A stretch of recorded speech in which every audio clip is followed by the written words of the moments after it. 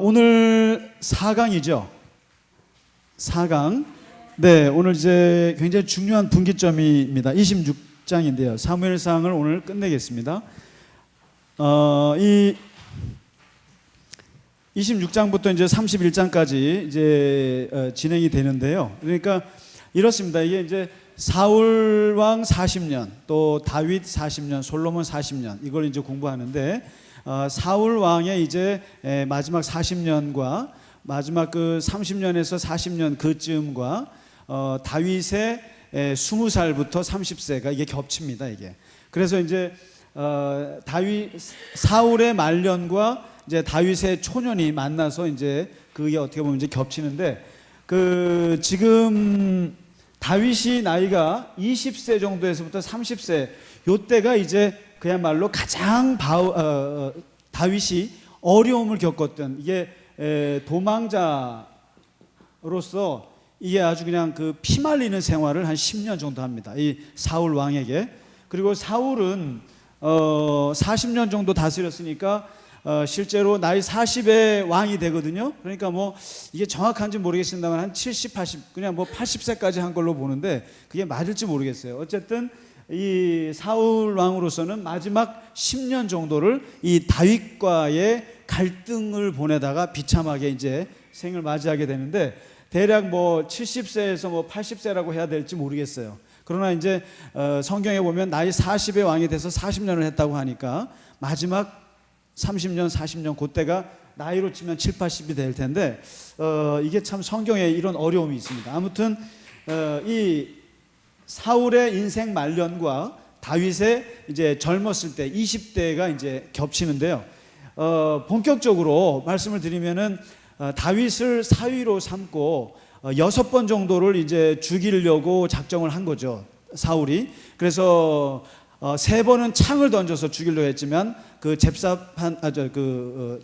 다윗이 피해서 죽질 않고 그러니까 4번째 시도를 한 것이 자기 딸 미가를 줘가지고 딸을 주는 조건으로 블레셋 사람 100명의 그 포피가 뭔지 아시죠? 예, 그러니까 포피를 가져오면은 사위가 되겠다고 했더니 200명을 잡아가지고 바치는 바람에 아주 사울이 뚜껑이 열렸죠. 그러니까 100명을 죽이다가 자기도 죽을 수도 있다고 생각해서 간접 살인 교사를 했는데 안 죽었고 그 다음에는 이제 암살단을 보내서 죽이려고 했지만 그 미갈이 도와줘가지고 또 살아나서 도망을 가고 그 다음부터는 이제 사울이 내가 직접 나서겠다고 해서 나선 게 3,000명의 병사들을 이제 다윗 암살하기 위한 다윗을 죽이기 위한 병사 3,000명을 데리고 직접 이제 다닙니다.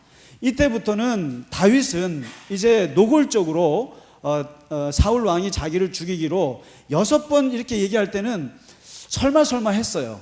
그런데 확실하게 자기를 죽이겠다고 작정한 거를 깨닫고는 자기도 본격적으로 이제는 사울을 떠납니다. 떠나서 이제 도망하기 시작하는데 이 사울의 군대 3,000명과 이상하게 다윗이라는 사람이 이게 왕이 될 사람이라 그런지 사람들이 꼬입니다.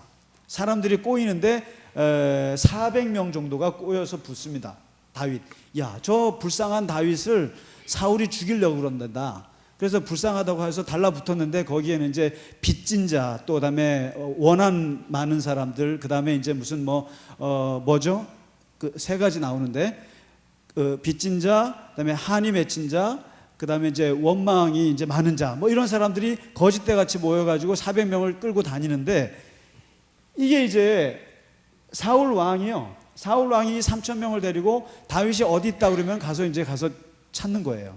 근데 그때마다 다윗이 기가 막히게 도망을 가서 처음에는 어떻게 하냐면은 동굴에서 이 사울의 옷자락을 찢어가지고 제발 나 좀 죽이지 마시오. 나는 당신을 죽일 수 있지만 당신 나 못 죽여. 그러면서 그러나 내가 당신이 기름 부음 받은 것 때문에 참고 있는데 제발 날 좀 쫓아오지 마라 하고는 이 비참한 도망자예요. 이게 아주 가장 나쁜 경우예요.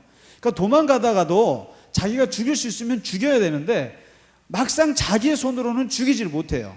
죽이지를 못하고 그러면서 도망은 가야 되는 이 처지가 굉장히 곤란한 처지인데 이제 오늘 두 번째 일이 벌어집니다. 26장에 계속 사울 왕을 살려줍니다. 우리 청운 어르신들께 말씀드립니다.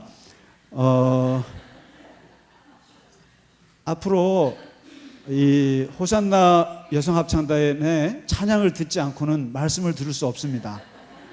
예, 경고의 말씀을 드립니다. 이 성경 공부는 안 하셔도 되지만 이 찬양을 듣지 않고는 안 됩니다. 그래서 저도 말씀을 전할 수 없으니 예, 일찍 와주시기 부탁드리겠습니다. 예. 앞으로 저 시간 계산하시는 분들도 보내드리도록 하겠습니다. 예, 워낙 토론이 진지하셔가지고 그렇습니다. 그런데 이제 이 계속 사울은 쫓아오고 이제 다윗은 참 어떻게 하지를 못하는데 이번에 또 26장에서 어떤 일이 벌어지냐면요. 또 이제 그렇습니다. 이게 수배 명령을 내렸기 때문에 이스라엘 전역에서는 다윗이 있는 곳을 알려주는 사람은 다 포상을 하게 돼 있어요. 그러니까 이제 곳곳에서 다윗이 어디 있다라는 게 이제 정보가 들어옵니다. 들어오는데 이제 26장에서 어디에 들어오냐면 이 10광야의 하길라 산에 숨었다. 이번에 하길라 산에 이제 숨었다. 그러니까 이 이제 사울이 쫓아갑니다. 군대를 끌고 쫓아가는데 재밌는 것은 이제부터 이걸 조금 보셔야 됩니다. 사울 왕의 국방부 장관과 그 다음에 이 다윗의 군대 실세가 있어요. 그러니까 각각 지금 이 사람들이 다 전투병력 아닙니까?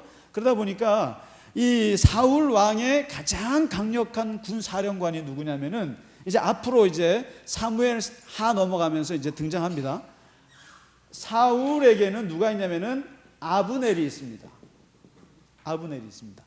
그러니까 쉽게 말하면 대통령이 이렇게 국방부 장관이 있듯이 이 아브넬이 있고 그다음에 다윗에게는 비록 400명짜리 거짓대를 데리고 다니지만 거기에 아주 탁월한 군대 장관 삼형제가 들어왔어요.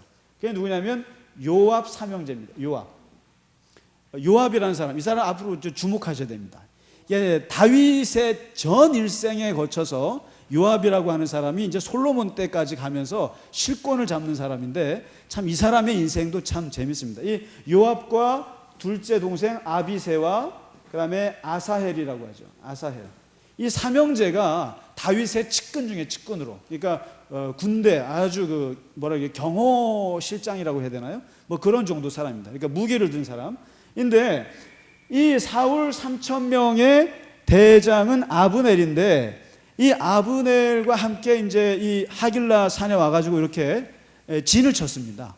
진을 쳤는데 딱 온 것을 다윗이 알고 진을 친 거를 이미 탐색을 하고 나서 여기서 요압 형제 중에서 뭐라고 하냐면 다윗이요, 우리가 저 사울의 진영에 들어가서 지금 사울이 자고 있는 거예요. 이렇게 진영을 해놓고 이게 아마 나이가 들어서 그런지 굉장히 사울이 이제 그렇습니다. 그러니까 그래서 자고 있는데 그 옆에 창이 있고 물병이 있고 이렇게 놓고 이제 그 주변에 경비하는 사람들이 이렇게 이제 지키고 있었죠.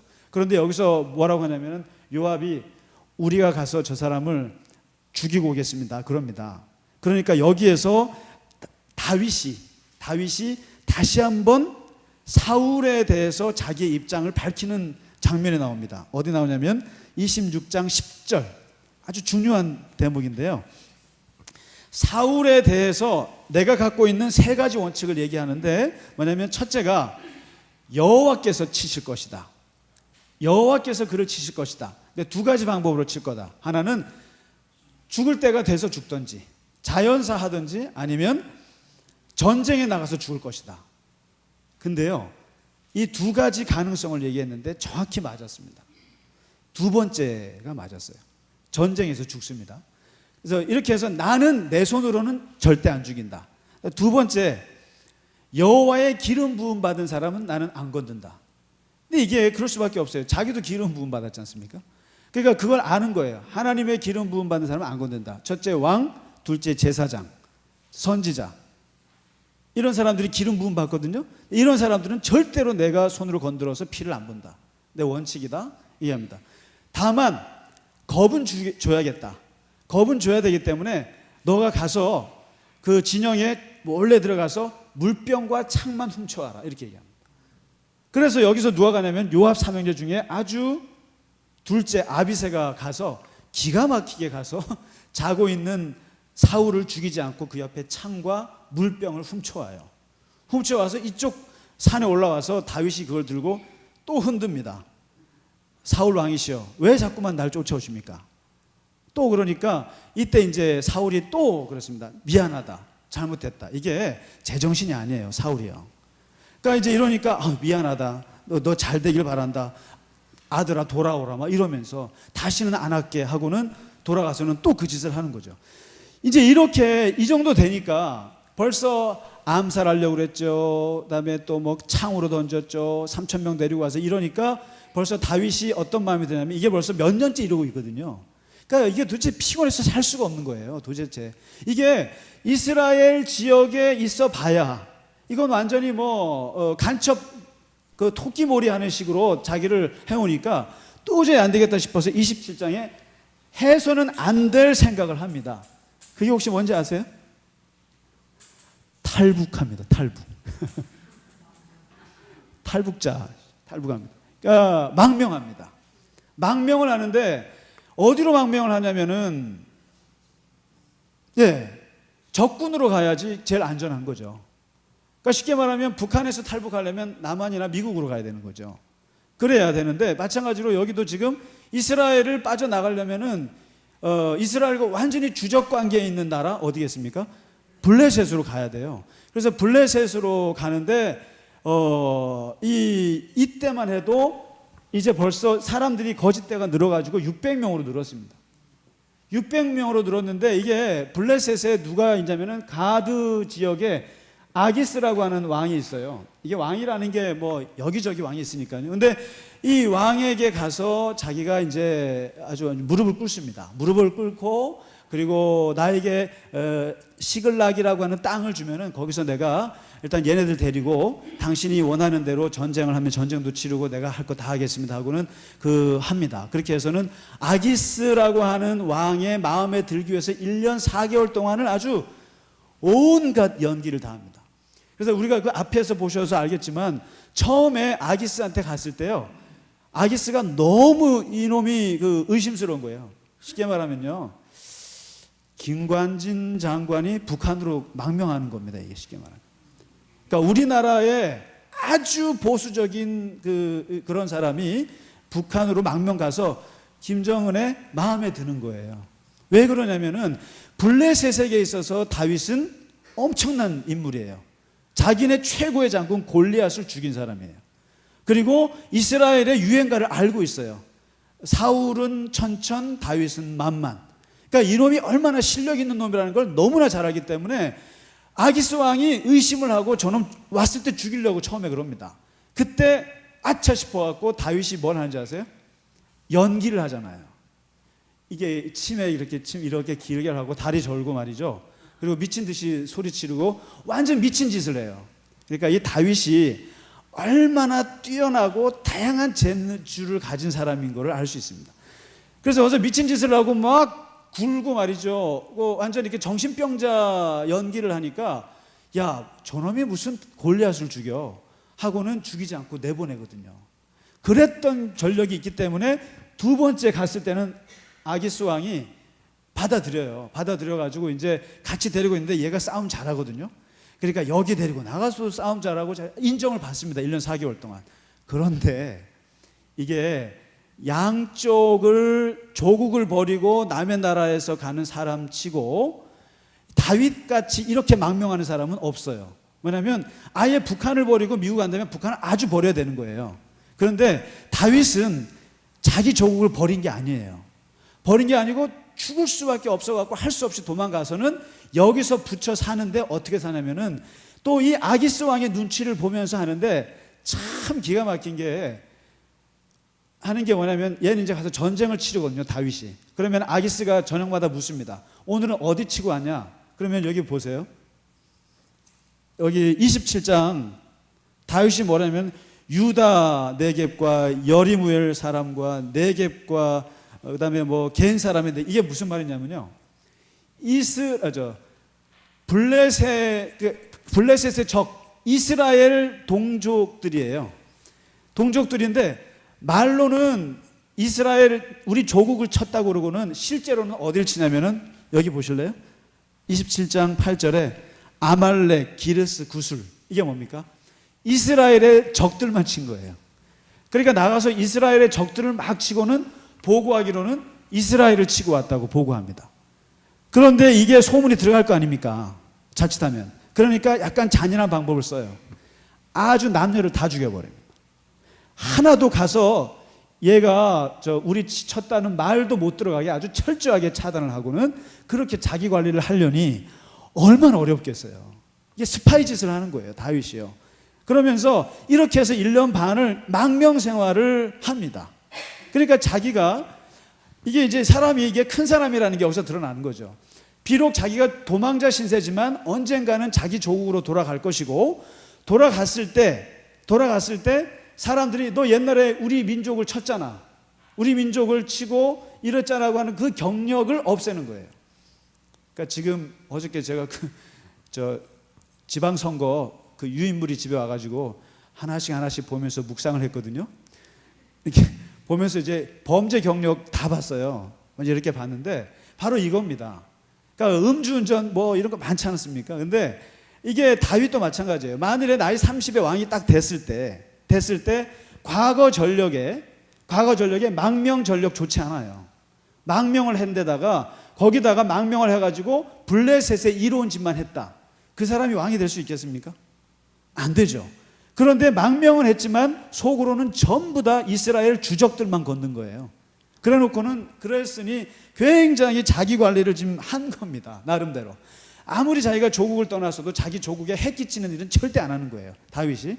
그러면서 이제 그렇게 했는데 마침 28장에 가서 어떤 일이 벌어지냐면은 이제 블레셋이 다윗을 데리고 다윗과 함께 이스라엘을 치기로 결정을 합니다. 이제 한번 큰 전쟁을 벌리기로 작정을 합니다. 이제 이거는 다윗으로서는 빼도 박도 못하는 순간이 온 거예요. 이제 아기스 왕과 함께 자기 조국을 쳐야 되는 입장에 딱 다다랐습니다. 딱 다다랐는데 그때 이제 사울에게는 어떤 일이 벌어지냐면 28장입니다. 지금 사울과 다윗 이야기를 계속 샌드위치처럼 겹치면서 자꾸만 나와요. 28장에 딱 그때 누가 죽냐면은 사무엘이 죽습니다. 사무엘 선지자가 딱 죽는 순간 죽으니까 사무엘이 살아있을 때는 사울이 어떤 정책을 썼냐면은 무당 박멸 정책을 썼어요. 그러니까 신접한 사람들, 무당들을 다 없애는 정책을 썼습니다. 그런데 사무엘이 죽자마자 이 사울 왕이 정신이 없어진 거예요.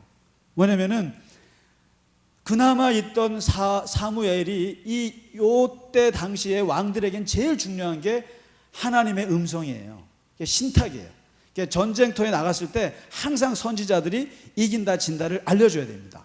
그런데 이거를 사무엘이 알려줬었는데 사무엘이 죽으니까 그때부터는 꿈에도 안 나타나고 제비뽑기로도 안 되고 그 다음에 선지자도 없고 완전히 하나님의 음성을 듣지를 못하니까 이 사울이 미쳐버리겠는 거예요.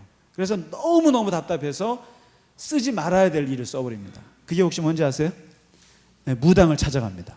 자기가 박멸시켰던 무당을 찾아갑니다. 알아보라 그럽니다. 어디에 제일 좋은 무당이 있냐 그랬더니 엔돌이라고 하는 곳에 여자 무당이 아주 잘 나가는 무당이 있다더라. 그러니까 우리 같으면은 심선미 교우를 찾아갔겠죠. 아주 잘 나가는 무당을 찾아가서 그 사람한테 이제 묻는데 변장을 해서 가야죠. 왕으로 가면 안 되니까 변장을 하고 가서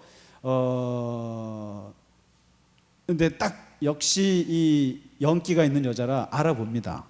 어떻게 왕께서 이렇게 오실 수가 있냐고. 그러니까 사울 왕이 괜찮으니까 입 다물고 조용히 해라. 내 말만 들어라. 그러면서 사무엘을 끄집어내라. 여기에서 이제 사람들이 내세관에 이제 좀 헷갈리기 시작합니다. 어떻게 사무엘이 왜 땅 속에서 올라오시오 이렇습니다.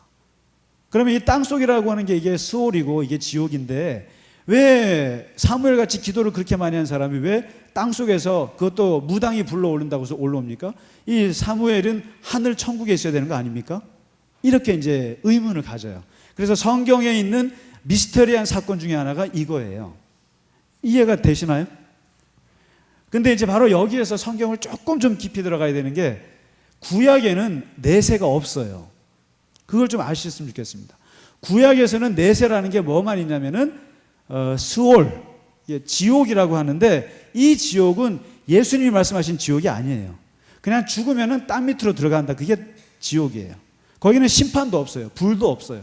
그냥 차디찬 그냥 음부에 그냥 들어가서 거기서 그냥 슬피 그냥 자는 거밖에 없어요. 그겁니다. 그러니까 아브라함도 죽으면 수올로 갑니다. 그다음에 뭐 다윗도 죽으면 다 수올 밑에 그냥 땅 속으로 들어갑니다. 이렇게 생각합니다. 그러니까 그 땅 속에 있는 음부에 있는 사무엘을 끌어올리는 거예요. 끌어올리는데 끌어올려가지고 하니까 이제 너무 웃겨요. 사무엘이 되게 웃깁니다. 올라오면서 왜 자고 있는 사람 깨우냐 이런 식이에요. 성가시게 나를 왜 끌어올리냐. 그러니까 이제 이게 아시죠? 빙의라고. 빙의죠. 그러니까 그 무당에게 사무엘이 들어온 거죠. 이거 완전히 지금 무속신앙 그대로입니다. 그래서 들어와서 이 여인을 통해서 사무엘이 예언을 합니다. 예언을 하는데 딱 3마디 합니다. 28장 한번 보시면 18절부터 딱 3개 하는데, 첫째는 이 말이 이제 완전히 사울이 완전히 뒤집어지는 말씀인데, 하나님께서 이 나라를 다윗에게 줄 것이다. 첫째. 그 다음에 두 번째는 왜 그러냐면 네가 여호와의 목소리를 청종하지 않았기 때문이다. 이게 뭐냐면, 왜 아말렉 10년 전에 하나님께서 하라고 했던 아말렉을 정리를 하라고 했는데 정리를 못했냐 이거예요. 제대로. 그때 깨끗하게 정리해야 되거든요. 그런데 사울이 대충 정리했잖아요. 그때 기억나시나요? 15장에 나와 있죠.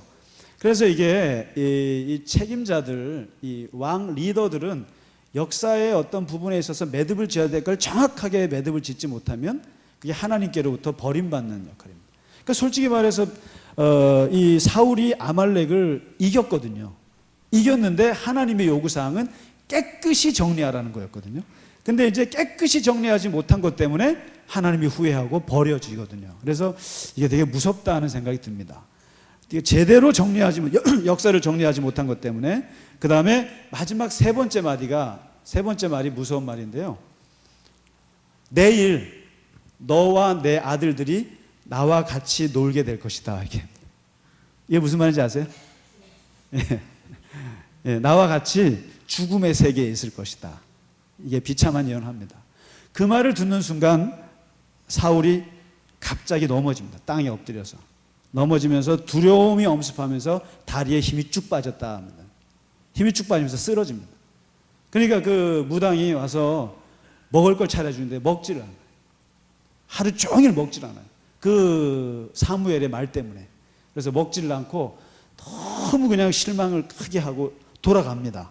돌아가고 이제 그 일이 있은 다음에 다시 다윗 쪽의 이야기가 29장에 나오는데요. 다윗 쪽에 뭐가 나오냐면, 이제 전쟁을 이제 블레셋이 다윗 데리고 딱 나가려고 그러는데 다윗만 데리고 가는 게 아니지 않습니까? 자기네 군대 장관들이 쫙 있을 거 아닙니까? 쫙 같이 나가는데 여기에서 반대가 일어나요. 그러면서 이 수령들이 다윗을 놓고 비토를 합니다. 왕이시여, 제가 누군지 알고 데려가십니까? 제가 바로 사울 천천 다윗 만만 계지 않습니까? 그리고 쟤를 어떻게 믿고 우리와 같이 전쟁에 나갑니까?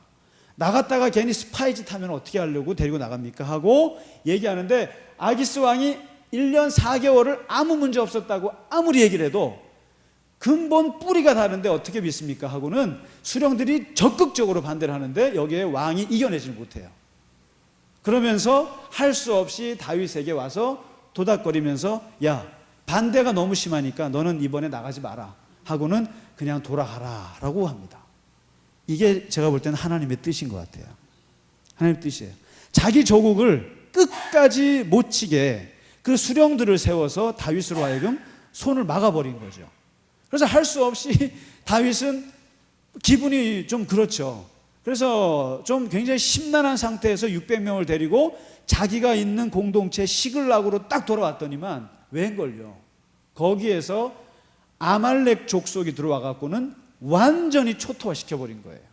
자기 가족들, 아내, 아들들 400명의 그 딸린 자식들 불 다 태워버린 거예요.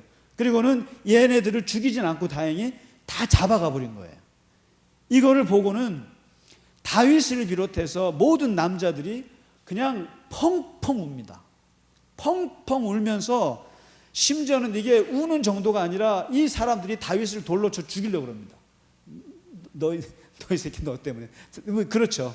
백성들이라는 게. 그러니까 리더에게 막 이제 죽이려고 그러니까 다윗이 이때 하나님 앞에 기도하거든요. 기도하면서 어떻게 할까요? 그랬을 때 아말렉을 치라. 이제 요게 말이죠. 요게 생각지 않은 일이 벌어졌는데 바로 이 아말렉을 10년 전에 하나님께서 사울에게 정리하라고 했거든요. 그런데 그때 정리하지 못한 게 이게 누구한테 오냐면 다윗에게 온 거예요. 생각지 않게도. 그래서 다윗이 600명을 데리고 아말렉을 치러 갑니다. 그러니까 이게 참 묘해요. 블레셋에 들어가서 자기 조국을 칠 뻔했던 사람이 거기서 밀려나가지고 와서 정말로 이스라엘 입장에서 역사에 지워버려야 될 족속인 아말렉을 자기가 치게 돼버린 거예요. 그래서 이 600명을 데리고 치러 가는데 추격을 하는데 재밌는 것은 600명이 가다가 200명이 말이죠. 그냥 중도에 포기해버립니다. 그냥. 못 가겠다고 너무 힘들어서. 그래서 할 수 없이 200명을 떼놓고 부솔 강가에서 400명을 데리고 와서 아말렉을 깨끗하게 정리합니다. 싹 죽이고 그리고 거기서 자기 아내와 아들들과 그 다음에 전리품들을 싹 그대로 가지고 와요. 그대로 가지고 오는데 딱 돌아와 보니까 여기 200명이 이제 힘들다고 못 간 사람들이 있잖아요. 그 사람들이 있는데 이제 전리품을 가지고 나눠야 되는데 여기서 어떤 문제가 생길까요? 어떤 문제가 생길까요? 예, 우리는 목숨 걸고 싸웠는데 400명의 얘기입니다. 목숨 걸고 우리가 싸웠는데 왜 너네는 아무것도 안 한 놈들한테 왜 주냐 이거죠. 그러면서 이 안에서 분란이 벌어집니다. 600명 사이에서. 분란이 벌어지면서 200명한테 줘야 된다 말아야 된다 아니면 조금 주자 뭐 이러자고 막 그러니까 이때 다윗이 아주 놀라운 규칙을 세웁니다. 하나님께서 아말렉을 치셔야 하셨기 때문에 여기에는 너희의 율법적인 생각을 해서는 안 된다는 거예요. 그러니까 너희가 잘나서 친 게 아니라 하나님이 우리에게 은혜를 주셔서 아말렉을 친 것이므로 이 전리품은 소유물을 지킨 자나 목숨 걸고 싸운 자나 동일하게 준다. 그래서 공동 분배의 원칙을 세워요. 그래서 600명에게 똑같이 전리품을 나눠줍니다. 나눠주면서 요것이 여기 보면은 다윗의 법칙이 되었다. 율례가 되었다. 이렇게 나옵니다. 그렇게 해서 이거를 이제 마무리하고요. 마지막에 이제 31장에 다시 사울 쪽으로 넘어옵니다. 이제 블레셋과 사울이 이제 전쟁이 벌어지는데 어디서 벌어지냐면은 길보아산 전투입니다. 이게 길보아산 유명한 산. 여기서 이제 사울은 마지막 전쟁을 하는데 자기의 모든 아들들을 데리고 장성한 아들들 3명을 데리고 출전을 하죠. 출전하는데 결과는 3 아들이 다 죽습니다. 여기에 누가 있냐면 요나단이 있죠. 큰아들 요나단부터 해서 3 아들이 먼저 죽고 자기는 거기서 화살을 맞아서 부상을 당하고 이대로 살 수는 없다고 생각 들어서 옆에 있는 무기를 들고 있는 청년에게 나를 죽이라고 명령을 해서 그 자리에서 죽습니다.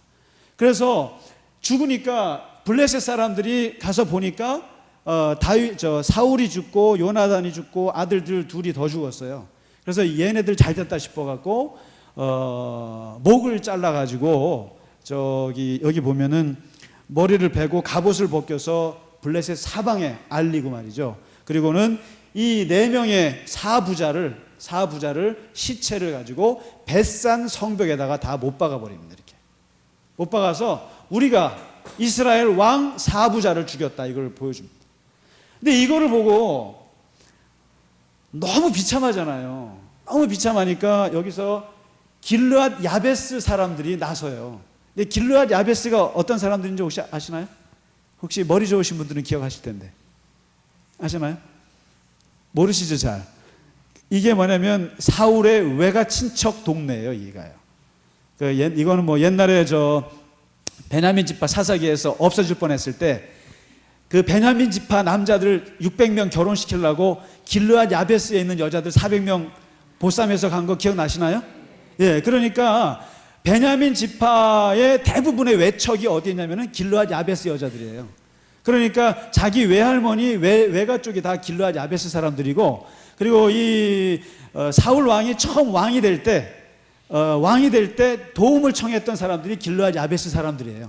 그러니까 길르앗 야베스는 사울이 길르앗 야베스를 도와준 동네고, 그 사람들은 또 이겁니다. 그러니까 사울이 죽었다는 얘기를 듣고 이 사람들이 눈물을 흘리면서 와서 밤새 와서 그 벳산 성벽에 걸려있는 사부자를 끌어내려서 장례를 치르고 화장을 하고 7일 동안 금식을 하면서 사울 왕의 죽음을 장례를 치른 게 나옵니다. 이렇게. 그래서 이제 이렇게 해서 사울이 끝나는데요. 일단 오늘은 이 사울 왕이 40년 동안 왕을 하면서 간단히 정리를 하자면은 사울은 이스라엘 초대 왕이었잖아요. 그 다음에 베냐민 지파의 한계를 가지고 왕을 시작했어요. 그러니까 에브라임 지파와 유다 지파 사이에 껴가지고 굉장히 어려운 데서 하다 보니까 궁궐도 하나 없어요. 자기 궁궐을요. 초대 왕. 궁궐도 하나 없고 오직 전쟁에서만 승리를 해야만 인정을 받을 수 있는 아주 허약한 왕권을 가진 사람이었는데, 거기에다가 인생 말년에 악령까지 씌워가지고 특히 다윗이 등장하면서 완전히 돌아버렸죠. 그래서 질투의 신, 우울의 신 이런 게 오면서 마지막 말년을 다윗을 죽이는 전쟁과 블레셋과의 전쟁 사이에서 고생하다가 비참하게 여기서 죽음을 맞이했던 사람이 이 사울 왕입니다. 그래서 사람들은 흔히들 사울 왕을 뭐 굉장히 좀 다윗에 비해서 나쁘게 말하는데, 제가 볼 땐 나쁘게 말하다기보다 안 된 사람 같아요. 잘 초기 왕으로서 너무나 쉽지 않았던 길을 겪었던 사람인 것 같고, 거기서 나중에 질투까지, 다윗의 위협까지 느끼면서 사실 끝이 너무 안 좋았고, 이 아들 요나단은 정말 아버지를 끝까지 모시면서 같이 한날에 같이 죽음을 맞이했다는 면에서 이 집안 자체가 굉장히 비참한 집안이라는 거죠. 그래서 요게 이제 마무리가 되고요. 그리고 이제 이제 나이가 30이 된 요 다윗이 요걸 좀 보시면 좋겠습니다. 우리가 저번에 한번 그 미국 부통령 펜스 룰이라고 들어보셨나요? 요게 이제 빌리 그레함 룰이라고도 하는데, 빌리 그레함 목사님의 룰인데, 뭐 자기 아내 외에는 같이 식사 안 한다 이런 룰이 있는 것처럼 지금 20에서 이제 30이 되어 가고 있는 다윗입니다. 이제 사울이 죽을 때가 이제 자기는 30이 될 텐데, 사울이 죽는 순간 자기는 왕이 되는 거거든요. 근데 요때까지 겪으면서 자기가 세운 규칙이 있습니다. 제가 볼 땐 데이비스 룰이라고 말할 수 있는데, 첫째가, 이건 제가 정리한 겁니다. 첫째가 뭐냐면, 기름 부음 받은 자는 죽이지 않는다. 하나님께서 세우신 사람은 절대로 나는 죽이지 않는다. 내 손 대지 않는다. 앞으로 이제 보시면 다윗이 정치적인 사람인지 순수한 사람인지 모를 정도로 아주 기가 막힌 그걸 보여줍니다. 사울 왕에 대해서는 끝까지 존중하는 것을 버리지 않습니다. 죽이지 않습니다. 그 다음에 두 번째, 적국으로 망명할지언정 절대로 조국에 피해를 주지 않는다. 이거를 끝까지 지킵니다. 절대로 자기 조국에 피해를 끼치지 않습니다. 적국으로 망명할지언정 이 원칙을 지켰고요. 그 다음에 세 번째는 어떤 일이 있어도 살고 본다. 첫째는 내가 살아야 되고, 둘째는 내 가족 살아야 되고, 넷째는 600명 데리고 다니는 애들 살려야 되고, 이렇게 나갑니다. 왜냐하면 그래서 우리가 다윗이 굉장히 매력이 있다는 게, 굉장히 아주 뭐라 그럴까요? 지혜롭습니다. 좋은 말, 나쁜 의미에서. 그러니까 자기가 목숨을 살기 위해서 입에 거품을 하면서 미친 짓을 하면서라도 자기 살아야 됩니다. 그러니까 이런 상황에서는 이렇게 적응하고 저런 상황에서 저렇게 적응하면서 기가 막히게 생존의 법칙을 어떻게 해서 이제 살아갑니다, 이게. 그러니까 이 다윗을 보면 마치 우리가 이게 어떻게 살아야 될지를 참 정말 어떨 때로는 비굴할 정도로 사람이 이 미친 짓 하면서까지도 자기를 살아냅니다. 일단은 살아내고, 그 다음에 이 아말렉에 붙잡혀간 자기 부인들, 아내들 무조건 찾아옵니다. 살려내고요. 그 다음에 나중에 보시면 미갈이 저 누굽니까? 사울 왕이 자기한테 준 딸이잖아요. 미갈처럼 비참한 여자가 없어요. 근데 줬는데 또 뺏어가지 않습니까? 뺏어가는데 나중에 왕이 돼서 다음 주에 보시면은 그 미갈을 끝까지 찾아옵니다. 자기가 힘이 생겼을 때. 그러니까 아주 이런 게 있습니다.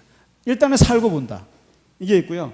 네 번째 다윗의 법칙은, 내가 비록 거짓대를 몰고 다니지만, 이게 참 말이 좀 웃긴, 거짓대를 몰고 다니지만 절대로 얘네들을 도적대는 아니다. 도적대. 그러니까 내가 거짓대 600명을 데리고 다니지만 얘네들한테 절대로 남의 주민들이나 사람들한테 피해를 끼치면서 그런 짓 안 한다는 거예요. 아주 다윗은 그런 면에서는 분명했습니다. 함부로 주민들 생명을 건들거나 노략질하거나 안 했어요. 오히려 그 사람들을 양치게 도와주면서 얻어먹을지언정 거짓대일지언정 도적대는 아니다, 이 원칙을 지켰고, 마지막 다섯 번째는 이 거짓대 600명과의 룰이 하나 있는데, 뭐냐면 무조건 우리는 같이 살고 같이 죽는다. 아까 말씀하셨던 대로 400명이 나가서 싸워도 200명 남으면 똑같이 죽는다. 공동 분배한다. 그래서 같이 싸우고 같이 먹는다. 똑같이 먹는다. 이거를 하는데, 바로 이게 왕이 됐을 때의 다윗의 통치 이념으로 이제 반영이 됩니다. 그러니까 결국에 이 다섯 가지의 다윗의 룰이라는 게 이 도망자 세월에 자기가 나름대로 세운 정치 철학이고 나름대로의 자기의 원칙이 됩니다. 그래서 이게 나라를 다스릴 때도 이게 써먹죠. 그래서 이 기간이 사실 다윗에게는 가장 귀한 기간이었고, 이 10년 동안의 기간이 가장 다윗에게는 자기의 모든 것을 딱 세울 수 있는 기간이었다, 이렇게 볼 수 있습니다. 그리고 이때 시편도 제일 많이 썼고요. 마치겠습니다. 고생 많으셨습니다. 예. 예, 이제 다음 주에는 이제 왕이 됐을 때 어떻게 정적들을 정리하고 또 남북을 어떻게 하는지에 대한 기가 막힌 다윗의 그런 것들을 볼 수 있게 되겠습니다.